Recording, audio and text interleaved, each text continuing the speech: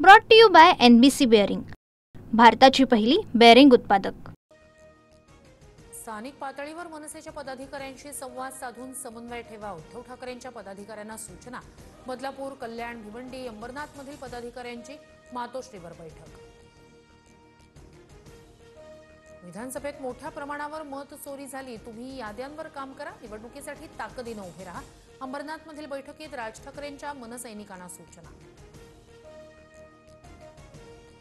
शिंदेंच्या बालेकिल्ल्यात ठाकरे बंधूंची रणनीती। पालिका निवडणुकांच्या पार्श्वभूमीवर राज ठाकरेंचा अंबरनाथ, कल्याण, डोंबिवलीत दौरा, तर मातोश्रीवर उद्धव ठाकरेंनी अंबरनाथ, कल्याणच्या पदाधिकाऱ्यांची घेतली बैठक। घटस्थापनेला ठाकरे बंधू एकत्र येण्याचा योग जुळण्याची शक्यता। राज ठाकरेंच्या संकल्पनेतून शिवाजी पार्कात जिमखान्याची निर्मिती। 22 सप्टेंबरला होणाऱ्या कार्यक्रमासाठी उद्धव ठाकरेंना निमंत्रण। शरद पवारांचा मुख्यमंत्री देवेंद्र फडणवीसांना फोन, बेताल वक्तव्य करणाऱ्या नेत्यांना आवरा, अशी टीका योग्य नाही। पडळकरांनी जयंत पाटलांवर केलेल्या वक्तव्याचा पवारांकडून निषेध। मुख्यमंत्री फडणवीसांकडून गोपीचंद पडळकरांना समज, भविष्यात चांगला नेता व्हायचं असल्यास अशा प्रकारची विधानं करणं योग्य नाही।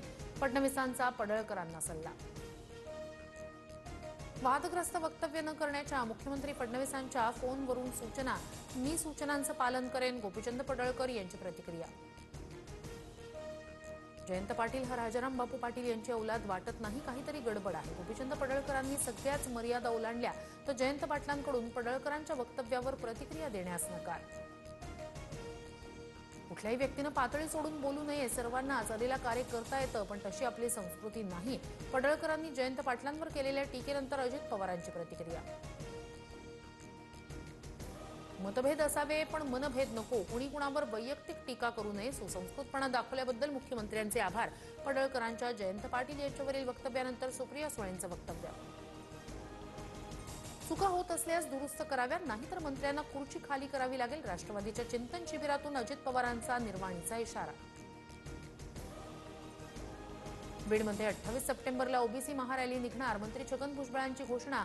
आवश्यकता वाटल्यास मुंबई काय दिल्लीतही मोर्चे काढू, भुजबळांचं जरांगेंना आव्हान। अंतरवालीतील दगडफेकीमागे शरद पवारांचा हात असल्याचं कुठेही म्हटलेलं नाही। मंत्री छगन भुजबळांचं स्पष्टीकरण, पोलिसांवर हल्ला झाल्याचं पवारांना माहीत नव्हतं, नाहीतर सराटीत गेलेही नसते, भुजबळांकडून स्पष्ट। बैठक कुठे आणि किती वेळा झाली, भुजबळांनी पारदर्शकपणे माहिती द्यावी। सुप्रिया सुळेंचं भाष्य, अंतरवालीत पोलिसांवर दगडफेक होण्यापूर्वी झालेल्या बैठकीत पवारांचे आमदार होते, भुजबळांचा दावा। दिवाळीनंतर 3 टप्प्यात स्थानिक स्वराज्य संस्थांच्या निवडणुका होणार। नोव्हेंबरमध्ये जिल्हा परिषद पंचायत समितीच्या निवडणुका, डिसेंबरमध्ये नगरपालिका नगरपंचायती, तर जानेवारीत सर्व महानगरपालिकांच्या निवडणुका होणार।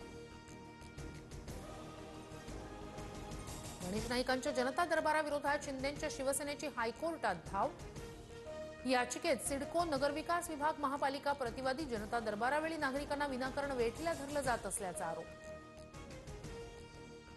मंत्री जनतेची गाऱ्हाणी ऐकू शकतो, माझ्या जनता दरबाराविरोधात कुणी याचिका केली असल्यास काही हरकत नाही, भाजपच्या गणेश नाईक यांची प्रतिक्रिया। जेन झींनी सरकारला उलथवून टाकलं पाहिजे, ही राहुल गांधींची भाषा। अर्बन नक्षलवाद्यांसारखे, मात्र भारताची जेन झी संविधानाला मानणारी, फडणवीसांचं प्रत्युत्तर। संजय राऊतांबाबत बोलताना शिंदेंचे आमदार राजेश मोरेंची जीभ घसरली, राऊतांनी सांभाळून बोलावं, नाही तर घरात घुसून मारू। डोंबिवलीतील राऊतांविरोधातील आंदोलनात राजेश मोरेंचा इशारा।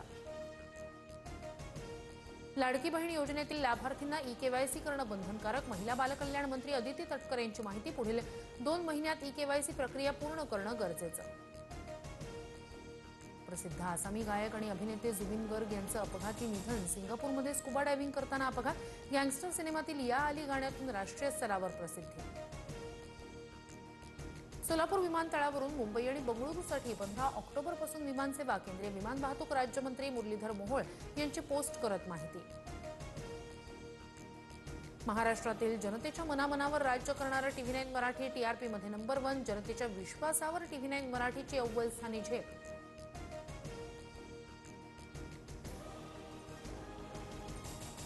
Brought to you by NBC bearing, भारताची पहिली बेअरिंग उत्पादक।